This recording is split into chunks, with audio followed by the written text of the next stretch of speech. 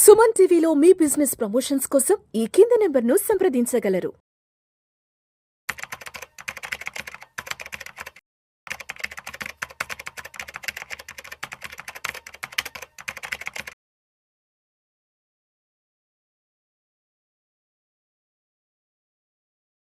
Welcome to Vishnu talks.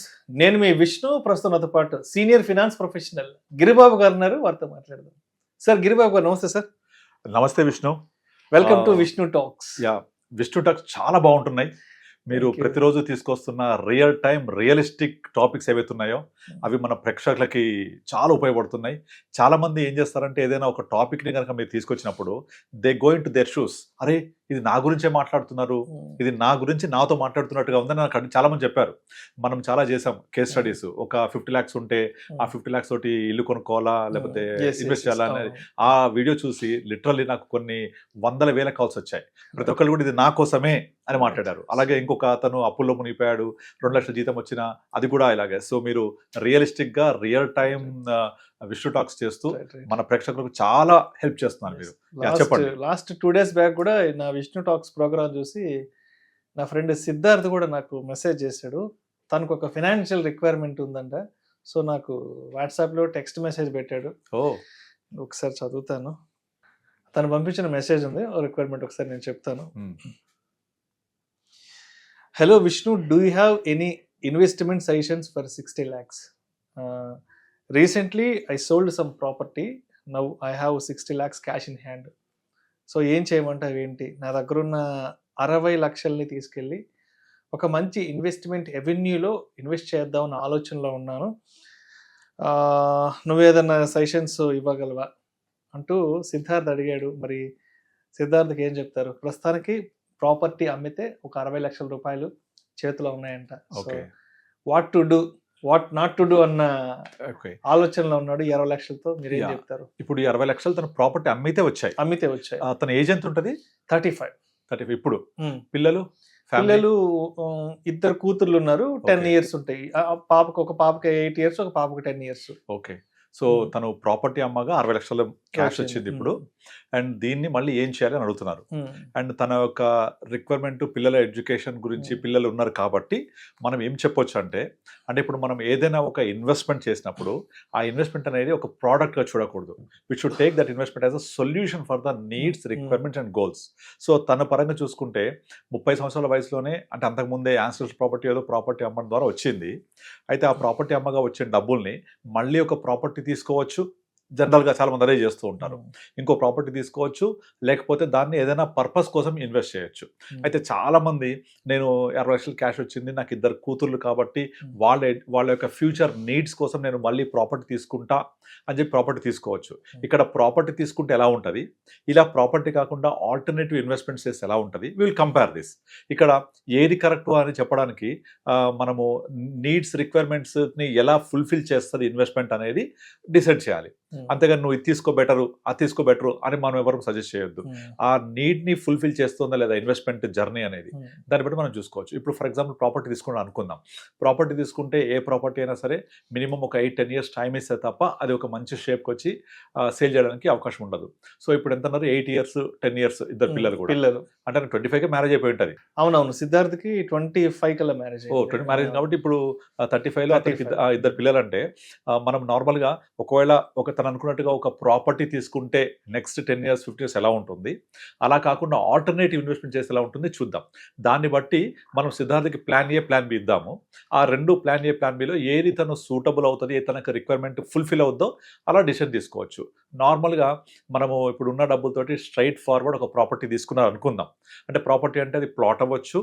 60 లక్షలకి flat పెద్దగా ఏం రాదు. అంటే ఫ్లాట్ తీసుకుంటే పెద్ద రెంట్ కూడా ఏం రాదు పెద్దగా. మహా అయితే 10,000 కూడా రాదు, పెద్ద యూజ్ ఉండదు. అందులో హైదరాబాద్ సిటీస్ లో అసలు రాదు. మీరు మర్చిపోవాలి. ఏదైనా డిస్ట్రిక్ట్ హెడ్ క్వార్టర్స్ లో ఏదైనా ట్రై తీసుకున్నా అక్కడ రెంట్ ఎంత వస్తుంది? 10,000 నుంచి 12,000 రాదు. అది పెద్ద రెంట్ కాదు. That after 10 years flat sale చేయడం చాలా కష్టం అవుతుంది. కనుక అతని ఉద్దేశం ప్రకారంగా ఒక ప్లాట్ తీసుకుంటే పిల్లలకు ఉపయోగపడుతుంది అనే ఉద్దేశంలో తీసుకున్నాను అనుకుందాం. ప్లాట్ తీసుకుంటే మామూలుగా ఒక 10 years టైం తీసుకోండి. ఎందుకంటే పెద్ద పాపకు 10 years కాబట్టి ఒక 10 years తర్వాత రిక్వైర్మెంట్స్ యాక్చువల్గా అవసరమైతే అంటే 15 yearsకి 10th అయిపోద్ది, 17 yearsకి +2 అయిపోద్ది, 18, 19, 20 ఆ 3 yearsలో ప్రొఫెషనల్ డిగ్రీలో ఉంటారు వాళ్ళు. Actual cash requirement. దాని తర్వాత ఒక 3-4 yearsకి మళ్ళీ ఇంకొక పాప లైన్లోకి వచ్చేస్తుంది. సో ద మ్యారేజెస్ ఇవన్నీ కూడా ఒక 8 సంవత్సరాల నుంచి స్టార్ట్ అయిపోతాయి రిక్వైర్మెంట్స్. పిల్లల ఎడ్యుకేషన్ ఫీజు కట్టడము, తర్వాత టువర్డ్స్ మ్యారేజ్ వెళ్ళడము, తర్వాత దాని రిటైర్మెంట్లోకి వెళ్ళిపోవడము, ఇవన్నీ 45-50 సంవత్సరాలు వచ్చేప్పటికి అంటే 10 సంవత్సరాల తర్వాత 45 నుంచి 55 ఈ 10 ఏళ్లలో ఇద్దరు పిల్లల ఎడ్యుకేషన్, ఇద్దరు పిల్లల మ్యారేజ్. మరి వీటికి ఒక ప్రాపర్టీ తీసుకుంటే నెక్స్ట్ 10 yearsలో ఈ ప్రాపర్టీ ఎంత వాల్యూ అవుతుంది? మనం ఒక 4 times అయింది అనుకుందాం. 4 times అయితే ఒక 60 lakhs పెట్టుకున్నాడు అనుకోండి, 120 ప్లస్ 2.5 crore అవుతుంది. ఫస్ట్ ఆఫ్ ఆల్ 10 yearsలో 4 times అయిద్దా అంటే వెరీ డిఫికల్ట్. బట్ అయిద్ది అనుకున్నా కూడా దాంట్లో నుంచి క్యాపిటల్ గెయిన్స్ అన్ని పోయిన తర్వాత ఒక నెట్ 2 crores చేతికి వస్తే ఆ 2 crores తోటి మొత్తం తన యొక్క గోల్స్ అన్ని ఫుల్ఫిల్ చేసుకోవాలి. ఇద్దరు ఎడ్యుకేషను, ఇద్దరి మ్యారేజెస్. అంటే మనము 60 lakhs ఇన్వెస్ట్ చేసాము, ఒక 10 years 60 lakhs ప్రాపర్టీ ఒక 2.3, 2.4 crore అయింది, అమ్మేశాడు. క్యాపిటల్ గెయిన్ ట్యాక్స్ కట్టిన తర్వాత ఒక 2 కోట్లు మిగిలితే ఆ 2 కోట్లు దగ్గర పెట్టుకొని ఎఫ్డీ చేసుకుని బ్యాంకులో వేసుకొని కొంచెం ఫుల్ఫిల్ చేసుకుంటూ రావాలి. దాంతో 2 crores అయిపోతాయి. ఇద్దరు పిల్లలు సెటిల్ అయిపోతారు. Education plus marriage. ఇది ప్లాన్ ఏ, నార్మల్ అందరు చేసే పని. ప్లాన్ బి కొంచెం నేను డిఫరెంట్గా చెప్తాను. ఇప్పుడు ఇదే 60 lakhs తీసుకెళ్ళి మ్యూచువల్ ఫండ్లో పెడితే మనం ఒక 12-15% మధ్య రిటర్న్ వచ్చింది అనుకుంటే, ఒక 13%, 14% అనుకుంటే మీకు 5 yearsకి 12-15% అంటే 14.5, 14-15 మధ్య వస్తే ఎవ్రీ 5th yearకి మనీ డబుల్ అవుతుంది. ఇది నార్మల్ ఎక్సెల్ క్యాలిక్యులేషన్ చూసుకోవచ్చు మీరు. అంటే ఇక్కడ నుంచి 5 years తర్వాత 60 బికమ్ 120, మళ్ళీ అక్కడ నుంచి మళ్ళీ 5 years 120 బికమ్ 240. అంటే 10th year తర్వాత ఆల్మోస్ట్ రియల్ ఎస్టేట్ లాగానే ఇది కూడా పెరిగింది అనుకుంటే 2.4 lakh లిక్విడ్ మనీ తన చేతిలో ఉంటుంది. రైట్, అక్కడికి అయిపోయింది. 9 to 10 years అయిపోయింది. అయిపోయిన తర్వాత ఎవ్రీ ఇయర్ పిల్లలకి అవసరమైన ఎడ్యుకేషన్ నీడ్స్ ఉంటాయి కదా, అంటే ఇద్దరికి ఇంజనీరింగ్ లేదా మెడిసిన్ ఉంటే ఆ ఫీజు కట్టాలి. అలా 4 years పాటు కడుతూ పోవాలి. ఈ 4 yearsకి అవసరమైన డబ్బులన్నీ కూడా ఈ 2.4 crore అట్లీస్ట్ ఒక 10% మనకు ఎవ్రీ ఇయర్ పెరిగింది అనుకుంటే అక్కడ నుంచి ఇది 10th year తర్వాత నుంచి అంటే 2.4 crore 10% ఎంత? 24 lakhs. So every year 24 lakhs తీసుకుంటూ వెళ్ళొచ్చు. తను తీసుకుంటూ ఒక్కొక్క పాప ఎడ్యుకేషన్ కోసం 24 lakhs per annum ఎడ్యుకేషన్ కోసం వాడుకోవచ్చు. నేను 10 చెప్తున్నాను. అదే ఒక 12% చొప్పున పెరిగింది అనుకోండి 30 lakhs వస్తాయి. 30 lakhs per annum చొప్పున తీసుకుంటూ ఇద్దరు పిల్లల ఎడ్యుకేషన్ ఇయర్ ఆన్ ఇయర్ వాడుకోవచ్చు. అదైపోయిన తర్వాత మళ్ళీ ఒక నెక్స్ట్ ఇంకొక 2-3 years తర్వాత ఈ కార్పస్ పెరుగుతుంటుంది కదా, అందులోంచి మళ్ళీ 10%, 12% తీసుకొని మళ్ళీ ఒక పాప మ్యారేజ్ 30 lakhs, 40 lakhs తోటి ఒక పాప మ్యారేజ్, ఇంకొక మ్యారేజ్, అలా చేసుకుంటూ పోతే కార్పస్ ప్లస్ మంత్లీ ఇయర్లీ తీసుకునే అమౌంట్ అంతా పోయిన తర్వాత కూడా ఇంకొక 2 crores ప్లస్ మిగులుతాయి. అర్థమవుతుందా? ఇప్పుడు 2.4 crore 10 years తర్వాత అవుతాయి. అక్కడ నుంచి 10% లేదా 12% అంటే 30 lakhs ఎవ్రీ ఇయర్ తీసుకుంటూ పోతే మన యొక్క నీడ్స్ అన్ని ఫుల్ఫిల్ చేసుకోవచ్చు. 2 times ఇద్దరు పిల్లలకి అయిపోయింది. మళ్ళీ నెక్స్ట్ ఒక పాప మ్యారేజ్ అప్పుడు మళ్ళీ ఒక పెరిగిన అమౌంట్ ఒక 30-35 lakhs కొంచెం కార్పస్లో నుంచి ఒక 20 lakhs తీసుకొని ఒక 50-60 lakhs తోటి ఒక పాప మ్యారేజ్, మళ్ళీ ఆ నెక్స్ట్ ఇయర్ మళ్ళీ సేమ్ అట్లాగే విత్డ్రా చేసుకుంటూ వెళ్తే కూడా ఇలా మొత్తం వచ్చిన గ్రోత్లో నుంచి సిస్టమాటిక్ విత్డ్రాల్ ద్వారా తీసుకున్నా లేకపోతే లంసంలో నుంచి తీసుకున్నా మొత్తం మ్యాక్సిమం తీసుకుంటే ఇంకొక 2 crores ప్లస్ అమౌంట్ మిగులుతుంది. ఎప్పుడు పిల్లల పెళ్ళిళ్ళు అయిపోయి ఎడ్యుకేషన్ అంతా అయిపోయిన తర్వాత అక్కడ నుంచి ఆ డబ్బుల్ని తన యొక్క రిటైర్మెంట్ కోసం వాడుకోవచ్చు. మళ్ళీ 2 crores ఉన్న కార్పస్లో నుంచి ఎవ్రీ ఇయర్ ఒక 0.5, 0.6% అలా పెట్టుకుంటే 2 crores మినిమంగా ఒక 1 lakh ప్లస్ వస్తుంది. ఆ 1 lakh తన ఆల్రెడీ 50 ప్లస్సే ఉంటాడు కాబట్టి అప్పుడు కూడా 50 లోపే ఉంటాడు కాబట్టి తన జాబ్ ద్వారా కొంచెం డబ్బులు వచ్చినా ఈ 1.5 lakh SWB లాగా తీసుకొని తన యొక్క లైఫ్ లాంగ్ రిటైర్మెంట్ కోసం డబ్బులు వాడుకోవచ్చు. అంటే ఇప్పుడు పెట్టే 60 లక్షలు పెరిగి పెద్దదై 10 years తర్వాత 2.4 crores అయితే అక్కడి నుంచి వచ్చే డబ్బులు గ్రోత్ 12% చొప్పున తీసుకొని 30 lakhs అలా తీసుకుంటూ నెక్స్ట్ 10 years పాటు పిల్లల ఎడ్యుకేషను, వాళ్ళ మ్యారేజ్ ఫుల్ఫిల్ చేసుకోవడమే కాదు, ఇంకా లిక్విడ్ మనీ ఉంటుంది, ఇంకా వాళ్ళ రిటైర్మెంట్ కోసం కూడా వాడుకోవచ్చు.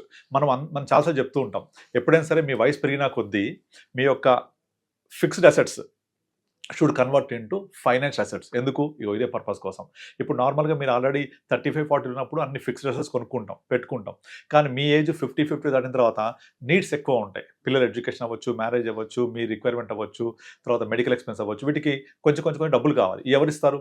అందుకనే మీరు ఒక వయసు పోయిన తర్వాత financial assets should be converted into fixed assets should be converted into financial assets. అప్పుడు మీకు లిక్విడిటీ చేతిలో ఉంటుంది. Cash is king always. ఆ క్యాష్ ఫ్లో రెగ్యులర్గా ఉంటుంది. సో ఆ క్యాష్ ఫ్లో రావాలి నాకు చేయాలి అంటే ప్లాన్ ఏ కంటే plan B will work far better for your friend. ఆ ప్లాన్ బిలో వెళ్తే లిక్విడిటీ ఉంటుంది, అన్నీ అనుకుంటుగా ఫుల్ఫిల్ అవుతాయి, అండ్ తర్వాత తన రిటైర్మెంట్ కార్పస్ కూడా వస్తుంది. ఇప్పుడు ప్లాన్ ఏలో ఒకసారి ల్యాండ్ అమ్మేసి డబ్బులు తీసేసుకుంటే దాన్ని ఆ రోజున కనుక మ్యూచువల్ ఫండ్ ఇన్వెస్ట్ చేసినా కూడా అప్పటికి బాగా పెరిగిపోయి ఉంటుంది మార్కెట్. అక్కడ నుంచి ఫర్దర్గా మనం ఎక్స్పెక్ట్ చేయలేము, ఎందుకంటే ఇప్పుడు మార్కెట్స్ ఇక్కడ నుంచి నెక్స్ట్ 10 yearsకి ఎక్స్పోనెన్షియల్ గ్రోత్ రేట్ చూస్తాం మనం. ఇక్కడ నుంచి నెక్స్ట్ 10 yearsలో ఎంత గ్రోత్ రేట్ అంటే ఇండియన్ ఎకానమీ రాబోయే 10 yearsలో ఇప్పుడు ఉన్న మనం $3.5 trillion ఎకానమీ కాస్త we're aiming for $10 trillion economy, అంటే 3 times మన ఎకానమీ గ్రో అవబోతోంది. అంటే మార్కెట్లు కనీసం 4 to 5 times పెరుగుతాయి. మార్కెట్స్ 4 to 5 times పెరిగితే మ్యూచువల్ ఫండ్స్ మినిమం 5-6 times పెరుగుతాయి. నేను ఇంకా తక్కువ 4 times చెప్తున్నాను. ఇంకా ఒక 5-6 times పెరిగితే ఆ 60 lakhs 3 crores అయినా ఆశ్చర్యపోవక్కర్లేదు. కనుక అంత పొటెన్షియల్ గ్రోత్ ఉంది.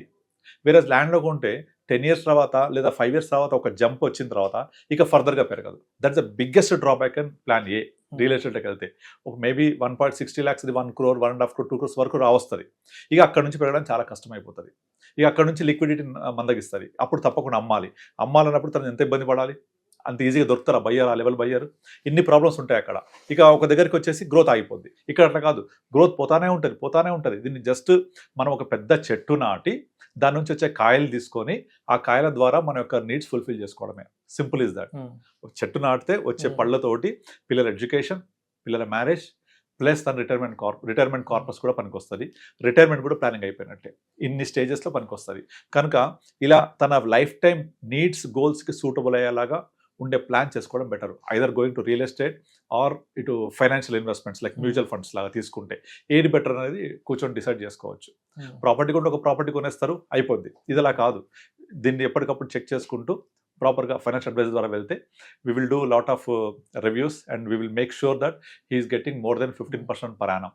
సో మార్కెట్ పెరుగుతూ ఉంటుంది, వాల్యూస్ గ్రో అవుతూ ఉంటాయి, లిక్విడిటీ ఉంటుంది, సడన్గా మధ్యలో అవసరం అయితే ఎప్పుడైనా తీసుకోవచ్చు. అండ్ పిల్లల ఎడ్యుకేషన్ ఎప్పుడు అయితే తెలియదు మనకు. వాళ్ళు సడన్గా నేను అబ్రాడ్ వెళ్తా అంటే ఎక్కువ డబ్బులు కావాలి, లేదా నేను మెడిసిన్ చేస్తాను ఇంకా డబ్బులు డిఫరెంట్గా అవసరం అవ్వచ్చు. సో అన్ని గోల్స్కి ప్రాపర్గా ఫిట్ అవుతూ ఉంటాయి ఈ ఫైనాన్షియల్ అసెట్స్ అనేది. సో తనకు వేరే అసెట్స్ ఉండి ప్రాపర్టీ ఉంటే వేరే సంగతి, బట్ దీన్ని మాత్రం ప్యూర్గా పిల్లల ఎడ్యుకేషన్కి, మ్యారేజ్కి, తన రిటైర్మెంట్కి వాడుకోవచ్చు డబ్బులు. 60 lakhs today is a big money. We can make it big corpus. Sure, డెఫినెట్గా ఈ వీడియో నేను సిద్ధార్థ్కి షేర్ చేస్తాను. సరే, మీ వ్యూస్ ఏంటో, ఒపీనియన్స్ ఏంటో ఒకసారి తనతో కూడా నేను మాట్లాడి చెప్తాను. ఓకే, సో మీరు రిక్వైర్మెంట్ ప్రకారంగానే ప్లాన్ చేసుకోవాలి. Either plan A or plan B. అవన్నీ చూసుకొని మనం ఇన్వెస్ట్మెంట్ ప్రాసెస్ ఫాలో అవ్వచ్చు. Right. Thank you sir. Thank you so much. Thank you అండి.